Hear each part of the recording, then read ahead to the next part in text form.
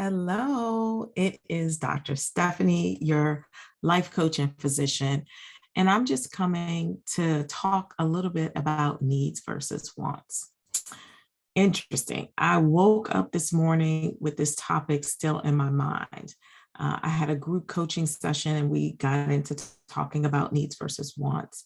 And when I woke up this morning, I had so much more that God had given me to say on the topic. So I said, well, the session is over, but why don't I record this? Because maybe there's other people who need to hear this information. So when I talk about energy, I talk a lot about how sometimes there's a mismatch between the amount of energy that we put into something and the amount of investment that we get out of it. There can be a mismatch in terms of the amount of energy we allocate to a task and the actual amount of energy that it's going to take. And the reason that I talk about all of this is because as professionals, as professional women, and as professional Black women, we often find ourselves at an energy deficit. Have you ever felt like you just do not have enough energy to do all of the things that you want to do and all of the things that you are expected to do? So my mission is to help us really have the energy that we need to first and foremost live our lives full out with no apology, with all of the joy, with all of the fulfillment, and with all of the success that we desire, and to be our most authentic selves. And this does require energy. But I'm here to tell you that the energy that you need is within you. You just got to let go of some of those things that are sucking your energy and draining your energy. And one way to do that is by getting crystal clear on the difference between your needs and your wants and matching your energy to whether it's a need or whether it's a want. So let me explain.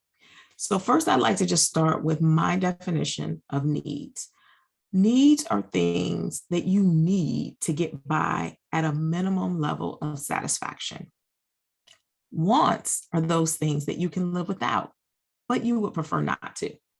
And I'm not saying that we should not have what we want. I'm not saying that God is not capable of giving us those things that we want or the desires of our heart, because I am a testimony to the fact that you can have those things that you want, but not all the time and not everything.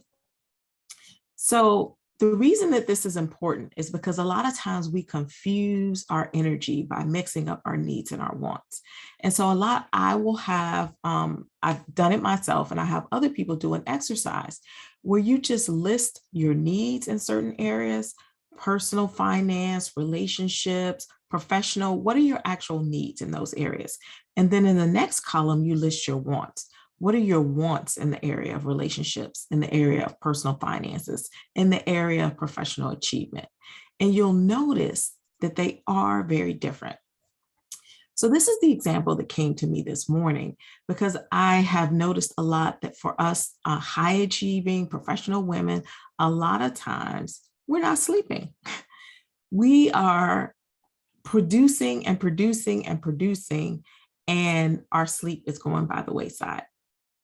So one example of needs versus wants is we actually have a need to get the appropriate amount of rest. That's a need. That's not a want, right? That is a need. And the amount of rest we need, it varies from individual to individual.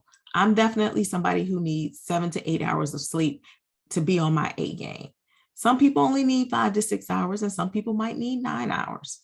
But appropriate rest is a need. But let me tell you, a lot of us treat it as if it's a want. We will stay up late burning the midnight candle. We will tell ourselves that we can't go to sleep until we get X, Y, and Z done. And we will forsake that need and treat it as if it's a want, as if it's something optional, when really it is a basic human need. And what are we using that time that we're forsaking our sleep for? Most of those things, I'm going to tell you a little secret, that we're using that time for our actual wants and not needs, right? We want to get ahead at work. We want to work more on that project. We want to plan the most fabulous birthday party that the world has ever seen. But is that really a need? There's a need to have a birthday party that is going to make you or your child feel celebrated and feel loved and feel that sense of joy and adventure. That's the need. The want is to have it be over the top, to have 6 performers there, to have the decorations be this and that and that. Those are wants. So when we take the energy that should be focused on our needs and apply it to our wants, we get out of balance and we start to have less energy for those things that are actually needs, like getting the proper amount of sleep. That is a need. So we might have to say no to some of our wants in order to say yes to all of our needs. So let me say that again. We may need to say no to some of our wants in order to say yes to all of our needs, because our needs have to be met at a baseline if we're going to have any energy to do any of the things that we want to do. So that's one of the points. Another point is, and it gets a little bit more tricky when we think about relationships and we think about some of those wants and those desires that are very strong. For some of us, that's the desire to have an intimate partnership with someone that we're compatible with, who adores us, who is fine, who makes as much money or more money than we do, who drives a certain level of a car, and on and on and on, who has a great sense of humor, who's from the South. This is our want. And there's nothing wrong with us wanting that. We can lay those desires before the Lord and expect that we're going to get them. We can prepare ourselves and attract and become what we want to attract so that we have the greatest chance of getting that desire or that need, that desire, because it's not a need, it's a want.